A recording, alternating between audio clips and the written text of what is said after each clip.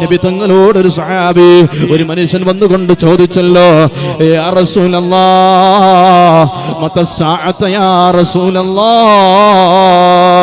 എന്നാണ് നബിയേ ഖിയാമത്ത് നാള്, എന്നാണ് നബിയേ ലോകാവസാനം? നബി തങ്ങൾ ചോദിച്ചു, നീ അതിനു വേണ്ടി എന്താണ് തയ്യാറാക്കി വെച്ചിട്ടുള്ളത്?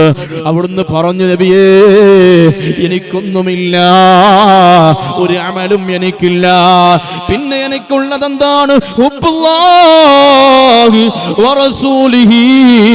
അല്ലാഹുവിനോടും റസൂലിനോടുള്ള മഹബ്ബത്താ.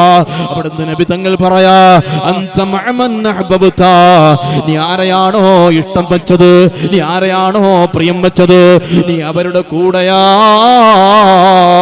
ഹബീബിനെ നമ്മൾ ഇഷ്ടം വെച്ചാൽ, മുത്തുനബിയെ നമ്മൾ സ്നേഹിച്ചാ മുത്തുനബിയുടെ കൂടെ സ്വർഗ്ഗത്തിൽ പോകാൻ പറ്റുമല്ലോ.